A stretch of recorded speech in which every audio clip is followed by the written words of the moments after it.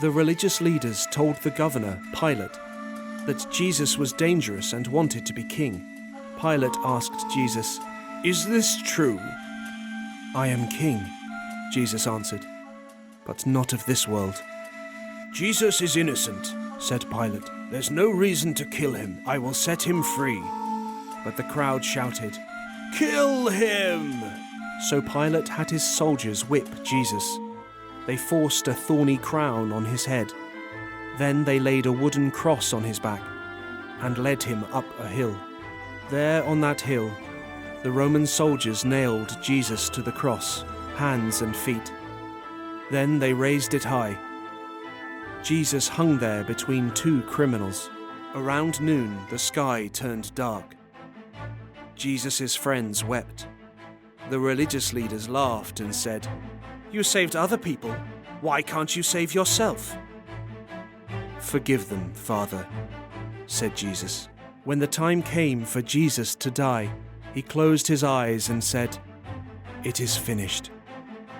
He had completed what he had come to do because of his great love. One of Jesus' followers, a man named Joseph, put Jesus' body in a brand new tomb. He rolled a huge stone in front of it.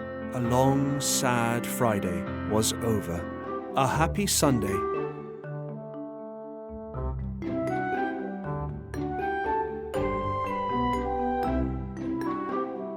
On Sunday morning, some women went to put burial spices on Jesus' body.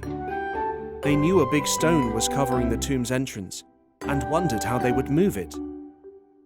When they arrived, the stone had already been moved. Jesus' body was gone, and there were angels in the tomb. "Jesus is alive," the angels said. "Go, tell his disciples." The women told the disciples, and Peter and John ran to Jesus' tomb to see for themselves.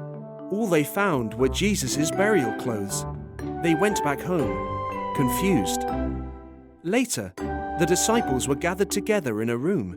They were talking about what had happened when Jesus appeared to them. They were terrified. They thought he was a ghost. "Don't worry," said Jesus. "See my hands and feet. It's me. Touch me. Go on.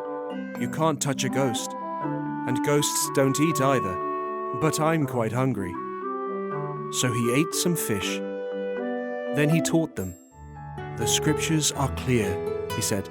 "The Messiah was supposed to suffer and die, and then be raised from the dead. Now tell the world what you have seen. Let everyone know that their sins can be forgiven if they turn to God. It's possible because of what I have done." The Bible app for kids. Download it now. It's free.